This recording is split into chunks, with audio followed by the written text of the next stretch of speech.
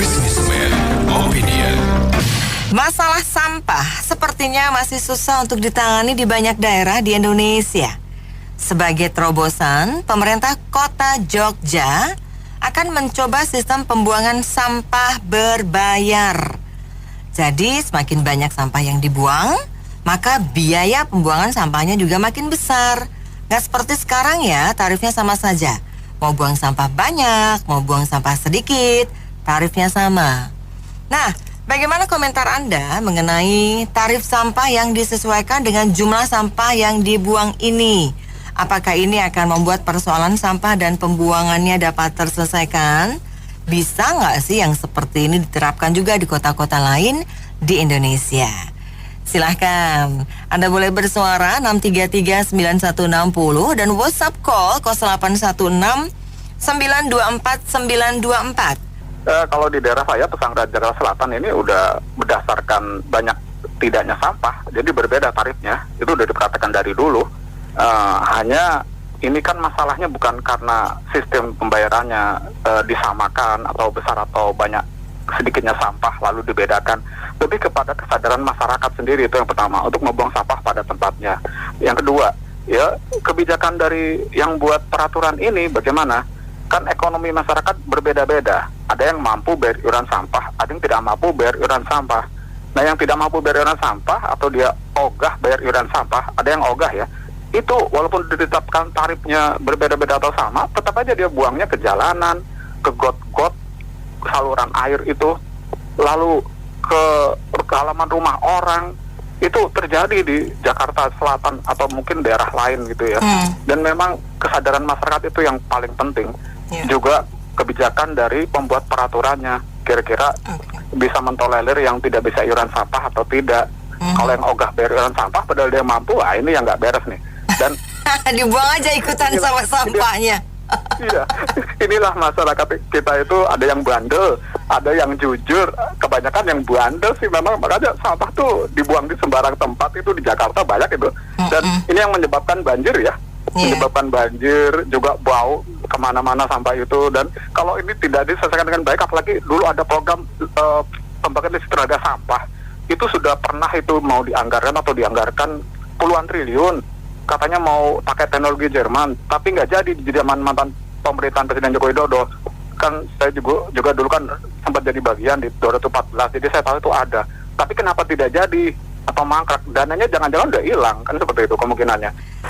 Kalau memang ada tarifnya, waduh, mungkin mencekam lagi dong Indonesia. Apalagi katanya parameternya Jogja mau bikin aturan kayak gitu ya. Waduh, mungkin mencekam lagi dong Indonesia nih. Semuanya nanti pemda-pemda setempat memajaki lagi pembuangan sampah. Padahal kita udah nyaman, EKT sendiri kita dikelola oleh EKT sendiri udah nyaman kita. Walaupun setiap RW itu nggak tahu nyetor ke TPA-nya itu, pembuangan akhirnya itu nyetor uang, nggak tahu kita lah ya. Jadi kembali lagi kita bilang, kalau ujung-ujungnya uang ini lebih nyaman lagi nanti. Dulu aja kan banyak masalah TPA itu aja, tikusnya banyak juga kan. Sempat di ini kan kepala dinasnya itu, kepala dinas DKI-nya itu. Ya nggak selesai sampai detik ini kasusnya, bagaimana juga itu tadi Bapak tadi itu bilang. Memang jadi kembali lagi saya bilang, udahlah nggak usah lah pemerintah pemda apa mengurus sampah. Uruslah sampah itu pembuangan akhirnya saja. Keperluan rakyat apa yang untuk rakyat buang akhirnya itu disediakan tempat itu. Apalagi tempat saya waktu dulu aja untuk pembuangan akhirnya saja tuh Mbak. Itu kita nyari tempatnya itu satu kelurahan itu, warga itu, wah si RT RW ini nggak mau, RW ini nggak mau, bingung kan pihak kelurahan. Lempar sana lempar sini, dapat akhirnya. Ya gitulah, pinggir kali deh jatuhnya. TPA akhirnya di pinggir kali. Ya. Di situ, karena situ memang tempat pemukiman juga jauh lah. Nggak ada yang ini. Kalau tadinya kan dekat pemukiman juga ya, pada nggak suka karena baunya itu kalau hujan. Kalau memang tiap hari diangkat, kalau seminggu sekali atau 3 hari sekali, kasihan yang dekat-dekat rumah itu. Penyakit yang akan dipelihara. Jadi kata kuncinya korupsi nepotisme kalau belum dibasmi sampai detik ini tidak akan Indonesia ini rakyatnya makmur dan sejahtera. Ya, kalau saya sih pasti ya ntar ya kalau misalnya dinaikin gitu ntar tiba-tiba ada banyak sampah di depan rumah saya. Ini aja nggak dinaikin aja udah kadang-kadang mereka ada yang kita kan kadang kalau tukang sampah itu protes dia kalau kita buang agak banyak kita harus kasih duit gitu loh.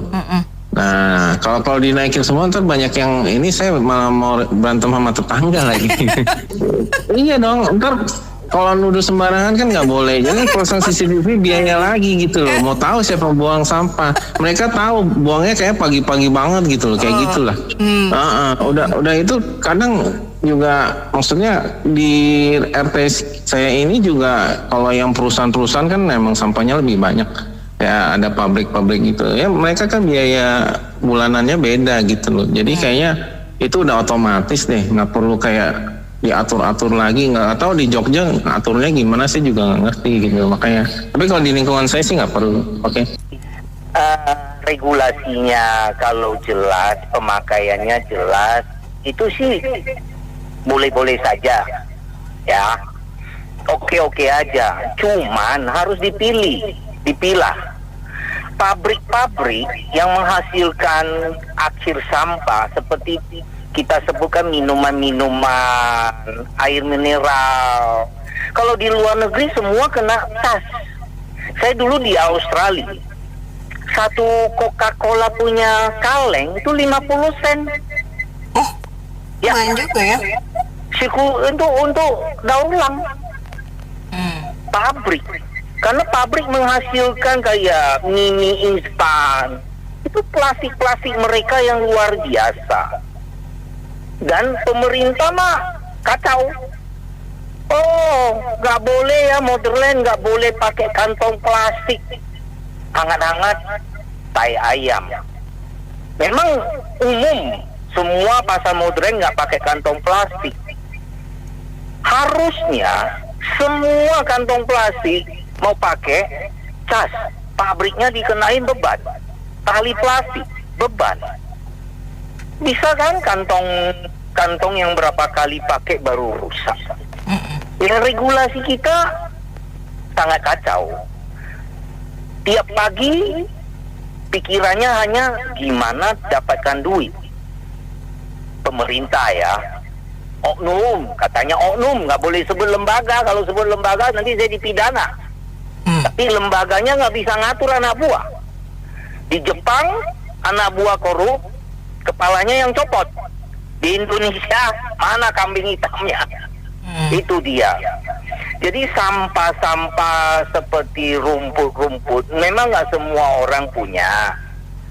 Paling bagus tiap RT kelola sendiri, ya kan? Di tempat saya kita ada iuran sampah untuk itu pemerintah punya mobil seminggu 2 kali datang ngambil. Tapi ya begitu. Seperti Bapak yang tadi bilang, pagi-pagi yang siluman banyak. Lemparin ke sini, lemparin ke sana. Numpuk lagi. Jadi ujungnya pabrik-pabrik yang menghasilkan limbah dipakai terakhir oleh rakyat. Kayak kopi-kopi manis, ya kan, kopi-kopi, ya kita sebutkan nama kayak model Starbucks, kopi kenanga. Mereka punya kantong-kantong itu plastik-plastik yang mereka jual gelas-gelas itu. Harusnya di situlah sumbernya, di situ kita cegat. Kasih harga. Australia bisa kok. Hanya problemnya ya gitu. Kunker-kunker cuma jalan-jalan. Bukan mencontoh luar negeri. Mbak, CCTV tahun 98 di Australia sudah tilang elektrik. Indonesia, aduh, kunker bawa anak bini jalan-jalan semua. Itu bukan oknum itu. Iya. Oke, jadi kalau pendapat saya sebetulnya ada dua. Yang pertama adalah sebetulnya nggak perlu coba reinvent the wheel gitu ya. Jadi banyak sekali negara-negara sudah berhasil menangani sampah.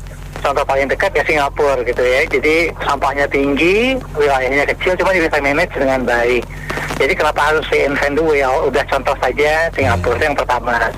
Kemudian yang kedua, untuk penerapan biaya untuk pembuangan sampah lebih tinggi sebetulnya nggak akan solve apa-apa, kecuali kalau biaya itu bisa diarahkan ke teknik untuk menghancurkan sampah yang benar gitu. Jadi kalau enggak, sampah tetap menumpuk, uang terkumpul, cuman uangnya nggak bisa diarahkan untuk menanggulangi sampah juga. Jadi kalau mau dilakukan, lakukan dua hal. Yang pertama, contoh negara yang sudah berhasil melakukan penanggulangan sampah. Kemudian untuk membiayai penanggulangan sampah dari negara yang berhasil itu, gunakan metodologi tadi. Jadi nggak bisa terpisah. Thank you, terima kasih. Kalau soal duit ya, ini duit nih. Yeah. Kita kan punya semacam slogan, nitip kata bisa lebih, nitip duit bisa kurang, betul nggak? Jadi kalau ujung-ujungnya duit, lah itu dia agak susah ya. Udah tahu negara kita, kalau soal duit mah bocornya kemana-mana, ya nggak? Ya nggak, dari atas terus sampai bawah netes, ya nggak? Mending netes, kalau kagak ada tetesannya juga susah. Jadi siapa yang mau bertanggung jawab, siapa yang mau audit, siapa yang mau, ya nggak, pertanggung jawabannya. Yang ada juga kagak jalan kok kalau urusan duit. Sekarang kita tanya, APBN kita berapa banyak bocornya? Nah sekarang ini kan ya persoalan dimulai dari yang kecil dulu. Udahlah, nggak usah pakai duit segala macem lah. Jadi lebih ke penyuluhan, sosialisasi, semua keluarga dikasih penyuluhan untuk meminimais. Mereka kan produsen sampah ya. Jadi dimulai dari keluarga, hayo jangan menggunakan barang sekali pakai, betul nggak Mas Anto? Bawa tumbler, contoh-contoh kecil aja, ya nggak? Terus bawa kotak makanan, itu pasti akan mengurangi sampah. Itu kalau dari hal kecil aja kita mau, pasti deh akan hasilnya bagus. Jadi negara kita susah, udah ada contoh aja mereka nggak mau daur ulang sampah. Jadi gini, banyak yang sudah melakukan daur ulang. Yayasan Buddha Ceci, kita tahu dah bagaimana mereka sangat concern ya di sampah. Sampai ke pemulung itu juga sebenarnya mereka membantu untuk mengurangi sampah plastik ya, karena mereka pilih-pilihin kan. Jadi kita nggak usah ngomong teknologi banyak dah, susah. Nanti pengadaannya juga dikorupsi lagi, susah juga ya. Ya negara kita ya udahlah, kita sama-sama tahu. Jadi lebih baik disosialisasiin aja menurut saya, daripada kita banyak ngomong duit lah, inilah itulah, itu aja. Ya kalau menurut saya sih idenya sih cukup brilian ya. Cuman kayaknya untuk kedisiplinan di kitanya kurang. Terus kedua juga harus ada tuh denda atau sanksi yang diberikan kalau orangnya buang sembarangan. Karena kan teorinya kalau dia disuruh buang situ bayar, dia buang di tempat lain. Iya. Jadi akan ada tempat pembuangan sampah yang wah di mana-mana bisa-bisa gitu. Kecuali dibikin sanksi juga gitu. Oh mereka buang sembarangan dapat sanksi yang lebih besar lagi. Kalau nggak ada itu kayaknya nggak akan jalan juga walaupun idenya brilian. Makasih. Ini kalau menurut saya sih pembuangan sampah itu memang di sini masyarakat belum sadar gitu ya. Harus dididik. Kemudian juga masyarakat diminta agar menegur yang membuang sampah sembarangan, suruh ambil kembali, dimasukkan ke tempat sampah. Pemerintah juga menyediakan tempat sampah yang baik, mungkin berbeda-beda jenisnya supaya memudahkan untuk recycle, untuk di ulang itu, di daur ulang. Kemudian juga kita tuh kan sudah bayar pajak, terus gimana pelayanan pemerintah mengenai sampah ini, pengangkutan juga sering terlambat gitu, sehingga di pasar itu sampah bertumpuk-tumpuk di dekat pasar itu loh, kotor sekali gitu. Jadi kalau ngomong sampah itu sebenarnya budaya ya. Budaya membuang sampah, budaya menghasilkan sampah, ya nggak? Ya. Kalau bilang di kita memang gampang banget lah istilahnya menghasilkan sampah gitu. Dalam arti beli makan, kertas coklatnya semua juga kan itu sampah. Akhirnya cuma pakai sebentar. Terus plastik-plastiknya itu juga sampah. Terus nggak ada inisiatif untuk kalau mungkin di luar itu bawa semua wadah sendiri ya, tumbler atau kotak sendiri. Di kita budayanya nggak ada. Budaya kita itu memang budaya yang boros akan sampah gitu.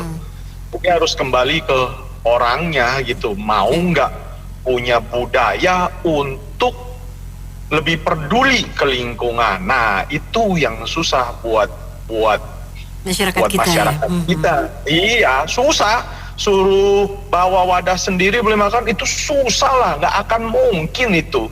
Kecuali mereka benar-benar mau berubah. Sekarang kita balik lagi ke topik yang katanya mau ditimbang atau apa berdasarkan berat. Oke, berarti itu larinya ke sampah rumah tangga berarti ya. Nah, rumah tangga berarti penghasil sampah yang cukup banyak rupanya, ya nggak? Nah, balik lagi, kalau dibilang itu sampah itu masyarakatnya mau dari rumah tangga, kita ambil contoh gini deh, botol sampo, ya nggak? Kalau di Jepang, kita tinggal ke sana ada vending mesin, bisa di reuse again, ya nggak? Nah kalau di kita nggak ada budaya itu, buang, beli baru.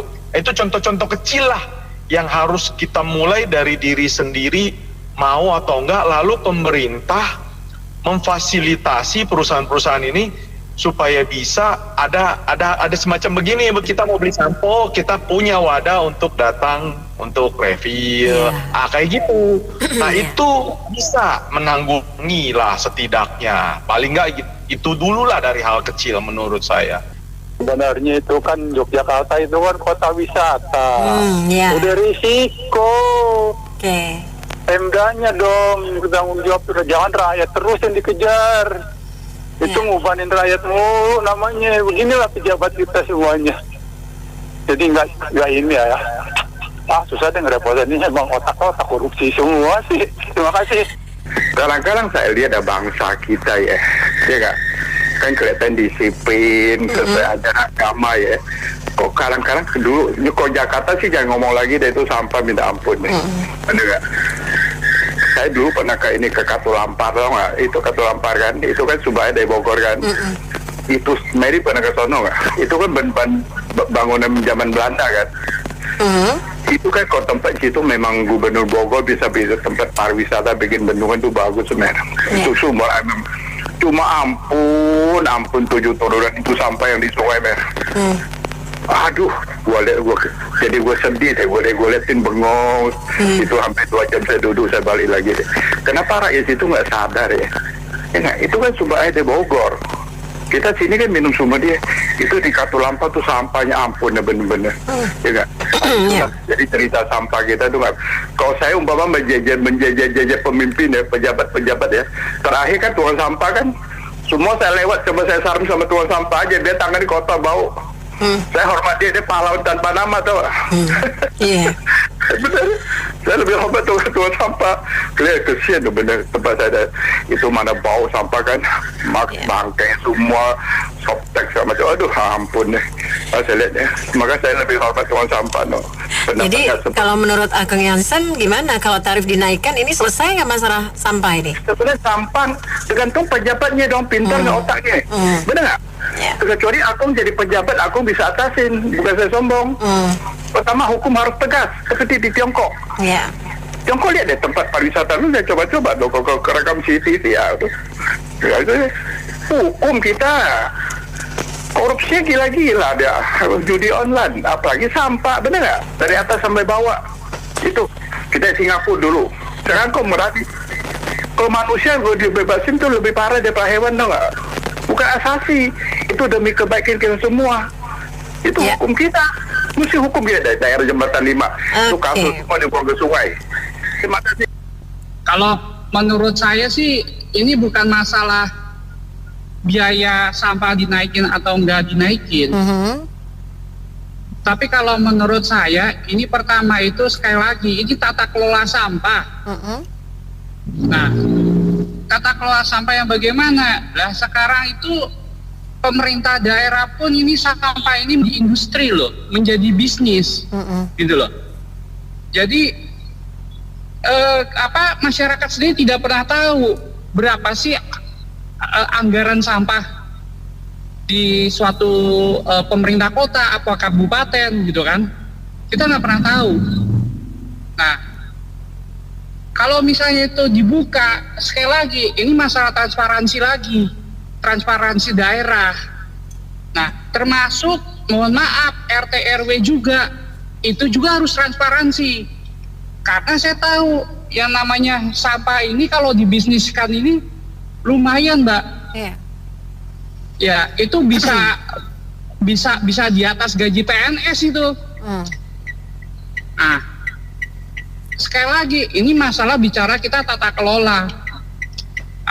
Ini yang mau pegang sampah ini siapa, gitu kan? Terus bagaimana sekarang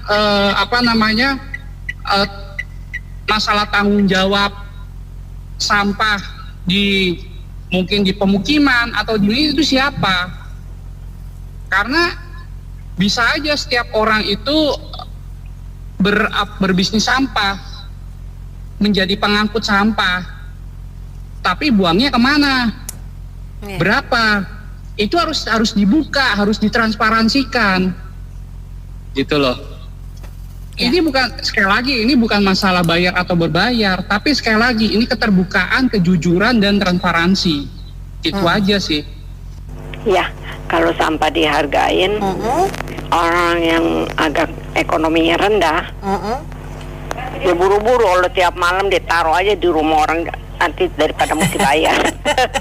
Sejahat itu pikirannya berikutnya ya buat ya. Anda membayar duit yang nggak ada, sampahnya banyak gimana? Iya benar. Kalau yang duitnya banyak, kalau sampahnya banyak masih mending. Ya sampahnya banyak, tapi duitnya nggak ada. Udah titip tetangga malam-malam, tengah malam.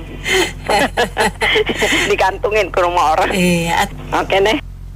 Tujuannya berbayar ini supaya orang mengurangi sampah, gitu kan tujuan. Berarti kan itu menurut dasarnya akan per kilo kan, per jumlah sampah. Nah, kalau yang dikenain sekarang semua orang udah bayar, mau di apartemen, mau di rumah itu RT atau kalau dikelola RT atau kalau dikelola PP di apartemen itu sudah bayar. Tapi kan itu bayar nggak peduli jumlahnya, benar nggak? Ya, sedikit banyak pokoknya setiap rumah dikenain berapa gitu. Nah, kalau itu yang dimasukkan menurut saya ini bukan isu dibicarakan sekarang, itu sudah berjalan itu ya. Nah, makanya saya ingin klarifikasi apa nih sebenarnya yang pemerintah Jogja ini mau bikin apa? Kalau tadi balik lagi dibayar per kilogram sampah yang dihasilkan setiap rumah itu saya merasa mustahil. Itu teknis tidak mungkin bisa terlaksana gitu ya. Paling ujung-ujungnya nanti yang tadi yang kolektif sama yuran-yuran sampah itu ditinggikan saja gitu ya. Tapi persoalannya kan adalah yang saya mau masuk ke intinya, apakah kalau benar dimahalin kemudian sampah akan berkurang? Menurut saya tidak. Jangan ini menjadi tujuan yang udang di balik batu. Pemdanya cuma mencari duit saja, kemudian menggunakan sampah sebagai dalih. Ya, ujung-ujungnya uang terkumpul, warga yang jadi korban, tapi sampahnya nggak teratasi. Memang nggak teratasi. Ya. Nah, kalau menurut saya secara disiplin sih bagus, bayar. Ya, akan tetapi sebenarnya balik lagi sih itu adalah tanggung jawab dari kita warga masyarakat Indonesia, karena walaupun tidak berbayar sekarang banyak juga orang buang sampah sembarangan. Contohnya kemarin saya pernah lihat di kalau nggak salah di YouTube atau di IG di Bekasi itu kalinya itu udah penuh sampah. Jadi ya balik kesadaran kita masing-masing lah, mau rapi, mau bersih atau mau bagaimana. Sekarang kalau seandainya disuruh bayar, ada orang punya cara lain lagi. Ya udah malam-malam dia bawa pergi pakai mobil keluar di jalan keluar, dia buang tempat orang lain. Bisa juga seperti itu. Itu niat jahat yang tidak bagus ya. Atau dia buang tempat lain di got kayak di mana, atau yang penting tempat dia bersih. Itu ada kejadian seperti itu. Jadi balik lagi kepada kita masing-masing bahwa kalau kita mau bersih, mau sehat, ya buang sampah yang benar lah. Kalau memang harus bayar, ya bayar lah. Kalau menurut saya seperti itu. Jadi saya cuma masing-masing kan. Karena semua bisa didaur ulang, siapa juga bisa didaur ulang. Kenapa negara lain bisa? Kenapa kita nggak bisa? Ya jelas kan. Jadi kalau masalah sampah kan bukan soal berbayar dan nggak bayar. Itu kan di akhir pembuangan sampah itu harus ada mesin yang mendaur ulang jadi barang yang berguna.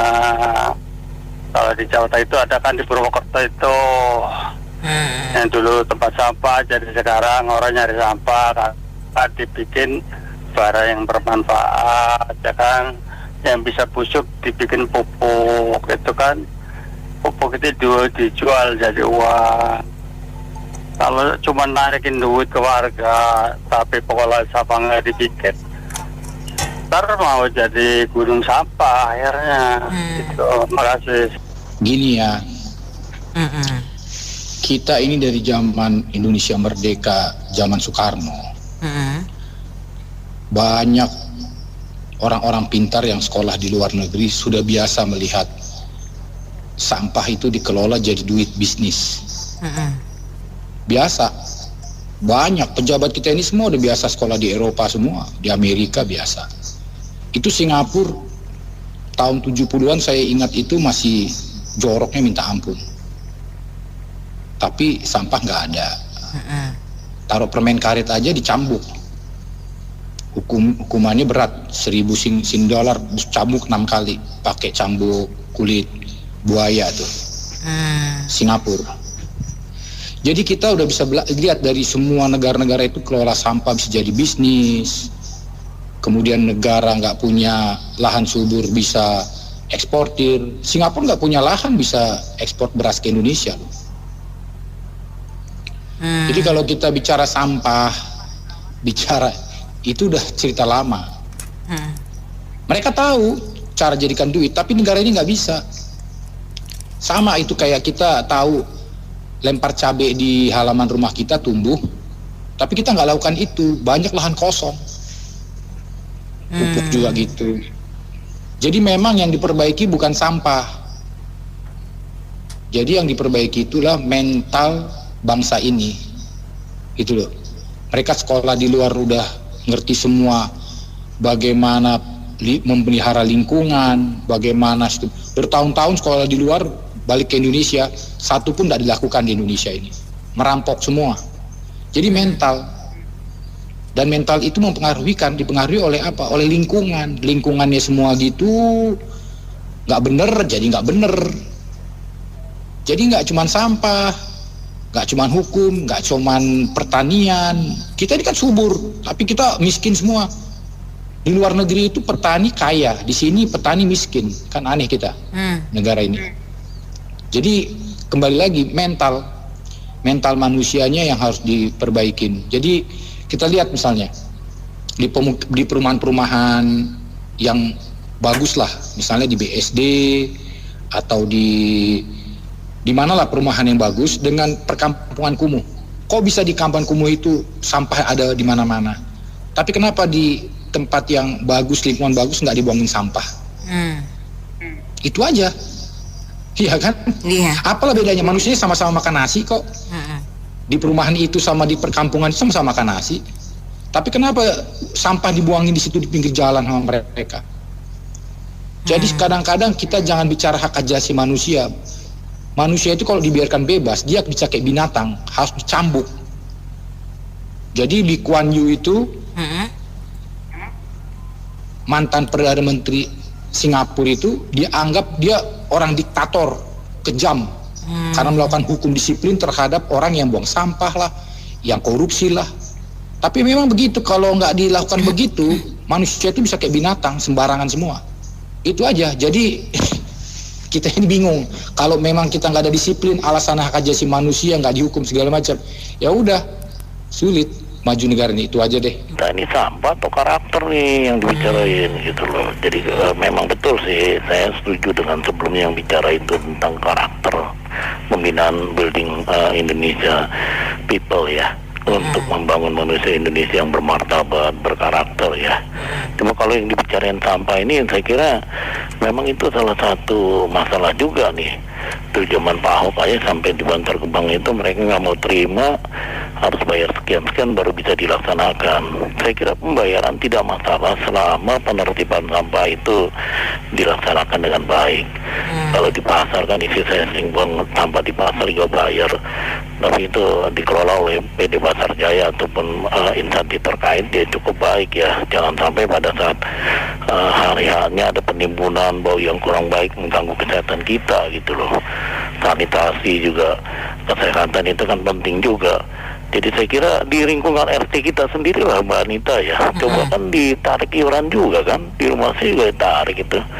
Tapi pada saat gotong royong pun mereka juga ini sama-sama dengan warga sekitar ya. Saya Chinese keturunan juga saling memberikan ini kontribusi juga. Kadang saya juga memberikan air atau apa gitu loh, iya kan. Jadi artinya saling membantu lah. Kalau masalah sampah ini kan memang betul-betul harus kita waspadai karena penyakit kan timbul, lalat, nyamuk segala macam itu, apalagi ada bangkai-bangkai yang mohon maaf tikus atau apa gitu kan kurang baik gitu loh. Jadi saya kira kalaupun berbayar tidak masalah sih, ya kan kita mengeluarkan kan itu nggak banyak kan sesuai dengan kriteria dari RT RW setempat gitu loh. Saya setuju aja kalau memang harus mengeluarkan kotek sesuai dengan kemampuan warga dengan arif dan bijaksana gitu. Saya kira demikian. Bagus juga tuh tadi bahasanya yang satu gitu. Menanggulangi sampah saja tidak bisa. Apalagi menanggulangi sampah masyarakat yang rakus. Rakus dalam arti kata koruptor ya Mbak ya. Iya. Bukan rakus rakyat jelata yang menghasilkan makanan. Itu mereka yang bayar koruptor itu. Walaupun mereka rakus menghasilkan makanan buat makan kelanjutan hidup mereka. Jadi kembali lagi saya bilang, kalau sampah di Jogja ya Mbak ya. Iya di Jogja. Akan ada berbayar ya Mbak ya. Ya saya bagus itu kalau Jogja ya. Karena kenapa saya bilang bagus di Jogja ini? Kita lihat kehidupan sehari-hari nyaman di Jogja itu. Mungkin yang dilihat itu karena pimpinannya. Selain seorang gubernur, dia seorang sultan, seorang raja Jogja. Dia akan disegani oleh rakyatnya, akan diikuti oleh rakyatnya dengan kebaikan-kebaikan mereka. Dan ibaratnya gubernur ini mengikuti apa kata sultannya, walaupun mereka merangkap dua-duanya itu, karena memang wilayah dia, Yogyakarta ini. Jadi kembali lagi, itu semuanya kembali lagi pimpinan setempat lah Mbak. Kalau pimpinannya baik, akan jadi panutan rakyatnya. Tapi kalau pimpinannya yang tadi bilang sebagai kayak sampah masyarakat, ada korupsi-korupsi, mereka diam, mereka mengos, ya jadinya sudah banyak kelihatan kan, udah terkuak nih semua satu-satu nih. Yang busuk-busuk 51 kilogram, ini itu ya kan akan muncul semuanya. Makanya kalau kita menjadi parameter untuk Pemda itu, Jogja kita harus jadi panutan. Yang di pinggir kali aja seenaknya buang sampah, lempar-lempar aja. Waktu zaman Ahok itu ada CCTV nggak berani. Itu kali juga bersih, sekarang amburadul. Lah itu Taman Sari Raya tuh dia punya itunya membatasan kalinya jebol, batunya gede-gede. Sekarang macet, air nggak bisa keluar tuh, nggak bisa jalan lancar. Gimana itu yang pembersih harus kan ada tuh baju oren itu, mana nggak dibersihin itu yang sono, bahaya. Sampah itu kan ada tempat sampah lah, buang di tempat sampahnya itu. Kalau dia pinggir kali itu orang yang seenaknya aja saya liatin, sebenarnya tuh kan nggak boleh bangun rumah-rumah di pinggir kali, harus dikosongin. Itu dibangun-bangun lagi setelah ganti gubernur tuh, bangun-bangun lagi seenaknya, pohon ditebang-tebangin. Sekarang ada lagi bagus itu di sebagian ditanamin lagi di pinggir kali sama gubernur yang sekarang tuh, dibikin hiasan-hiasan di temboknya bagus-bagus. Tapi kalau sampah itu kalau bisa buang pada tempatnya, bukan soal biayanya, soal kesadaran hatinya. Bayar di tempat sampah itu, bukannya tinggi-tinggi biayanya, buat apa? Rakyat dibebanin begitu. Ya wae, sampah aja sampah. Gampang aja. Yang itu juga jantek aja masih nyampur. Alah, gimana sih ya? Gampang, bangsa kita gak usah pinter lah, ya. Mencontoh aja yang baik. Dalam negeri udah ada. Terus kemudian Yayasan Buddha Sekti juga ada, mendaur ulang. Ya itu semua ya gimana ya, hukumnya itu dibenahi juga. Ya udahlah, kalau denda lah istilahnya kalau yang ketahuan buang sampah sembarangan atau apa. Jadi kayak gitu. Ya ini intinya satu kata, korupsi lah ini. Ya lah, udahlah negara ini, oke? Oke, terima kasih. Ya. Terima kasih. Memang betul, Pemkab Banyuwangi punya berbagai program penanganan sampah ya. Banyak yang tahu mungkin ada TPS3R, ada Banyuwangi Hijau dan lain-lain. Selamat pagi, Pak FM. Ya, saya Ibu Wati. Silahkan Ibu Wati. Saya setiap hari lewat di kebun kacang tuh, nggak jauh-jauh dah situ. Sejak ada UMKM, wah sampahnya meluap. Itu tempat sampah tuh kayak gunung, udah bau kemana-mana. Itu sampingnya katanya ada pasar mau dibangun. Sampai sekarang udah 5 tahun kagak dibangun. Cuman apa ya, cuman tiang-tiangnya aja begitu. Itu sampah dipindahin dari sini ke sono, dari sini ke sono, baunya kemana-mana. Itu aduh, saya bilang ini gimana ya. Itu kalau pakai bayar mah semua orang nggak kelihatan. Itu di samping-samping tuh kalau ada UMKM tuh sampahnya meludak. Gitu aja. Kalau di pribadi kita gini mau untuk ikut terlibat gini, contoh mungkin di luar yang simple saja, mampu nggak kita membagi sampah-sampah itu? Jadi membagi sampah kering, sampah basah, seperti mungkin Jepang lah. Jepang udah maju banget lah ya untuk teknologi itu. Jadi saya ngambil pengalaman adik saya yang di situ.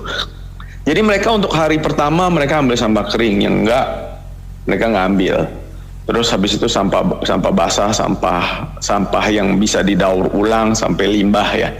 Jadi kalau dari pemerintah bisa membuat aturan ini lalu diturunkan sampai ke rakyatnya, maka otomatis pengelolaan sampah akan lebih mudah ya, karena sampah itu terorganisir, mana yang bisa didaur ulang, mana yang enggak, terus mana yang beracun ya.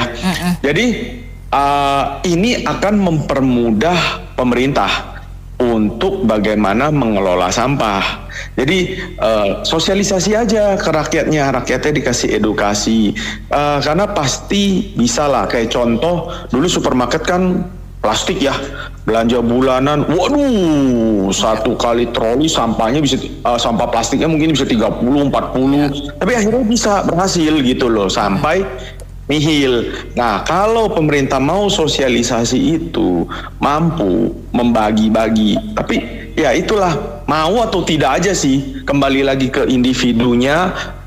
Kalau enggak ya sampahnya nggak dibuang gitu, sampai mereka mau nggak mau ya ikut aturan yang ada. Dari saya sih mungkin itu salah satu penanggulangan lah ya, nggak hanya satu-satunya gitu, banyak cara, tapi mungkin dengan ini kita bisa menanggulangi sampah itu aja. Makasih ya Mbak Nena. Terima kasih Pak Tony, luar biasa ya.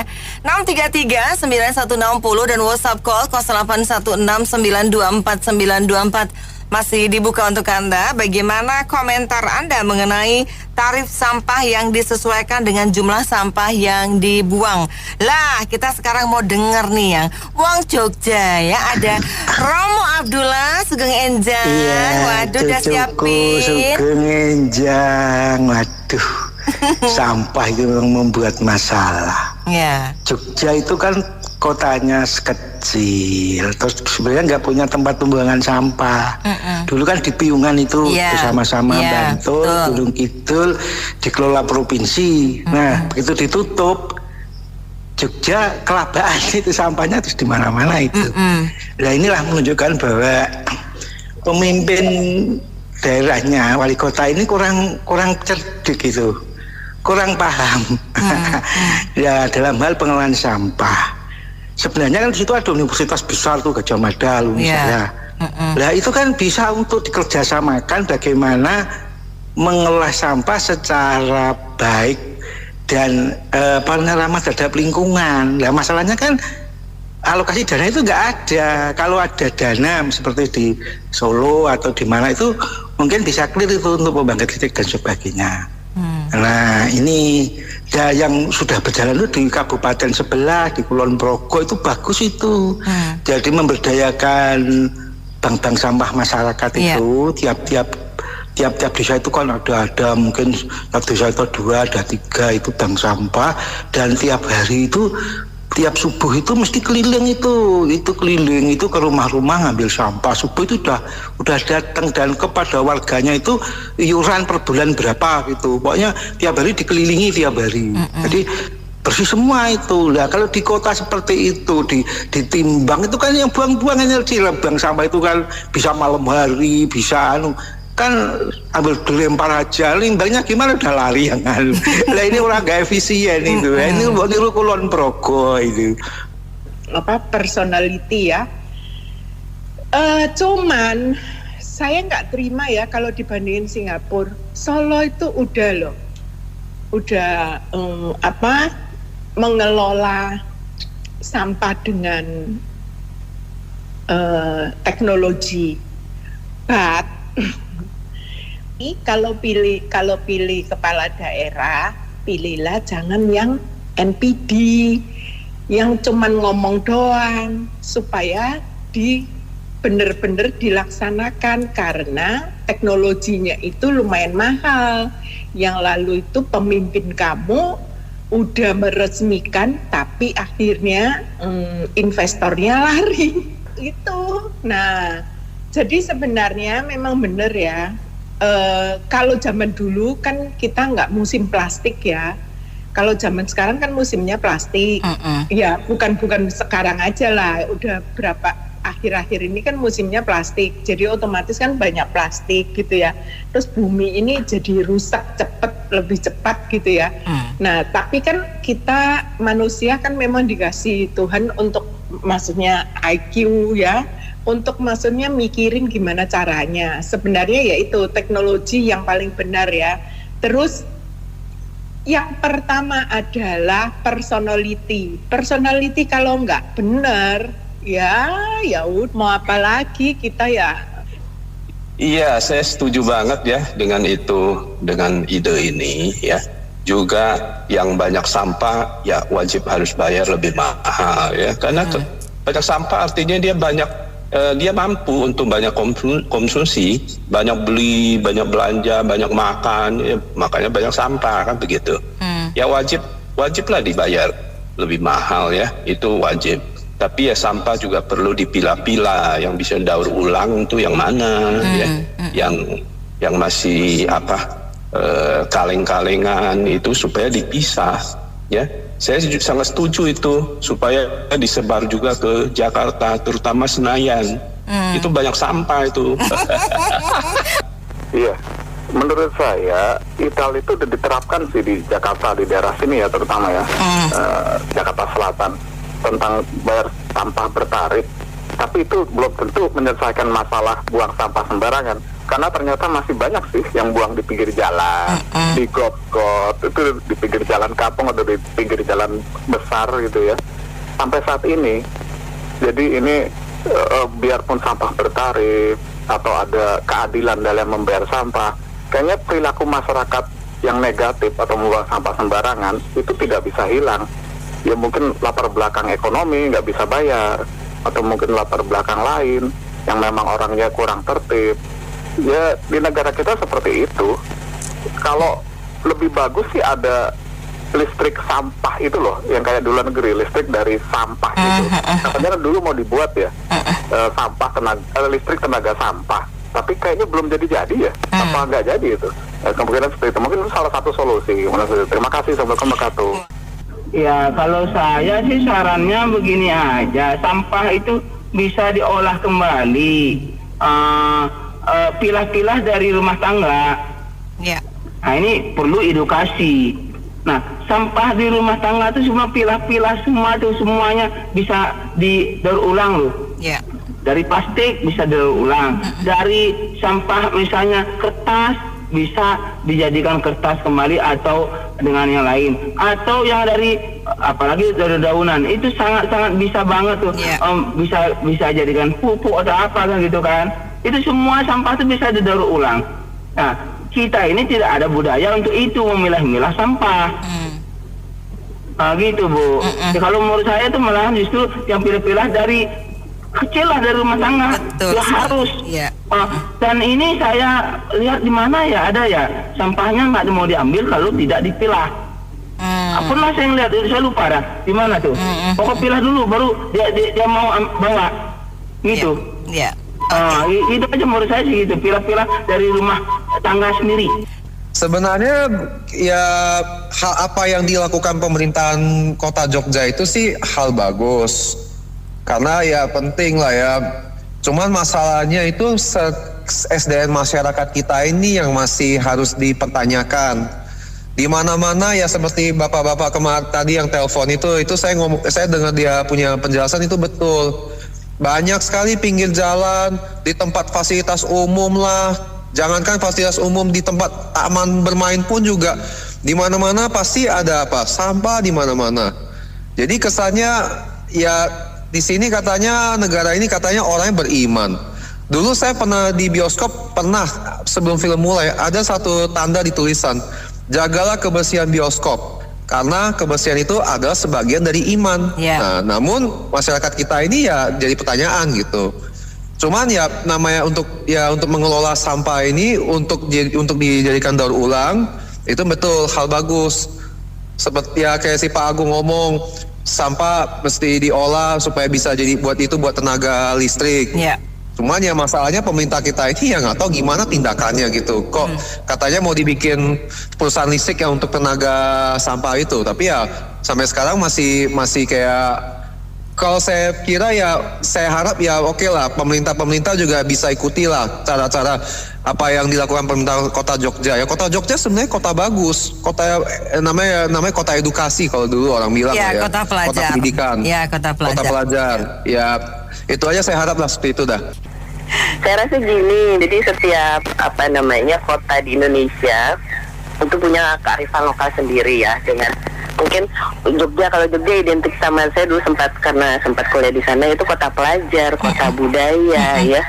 Tapi dulu mall itu baru satu loh Mbak, mall apa jenisnya saya sebut jadi ya Malioboro Mall ya. Iya, sekarang kayaknya udah cuma tersentuh modernisasi kayak jadi ya ini tadi dampaknya ya, mungkin karena sudah banyak pendatang ya, banyak yang di sana, jadi mungkin sampah ini juga jadi PR ya.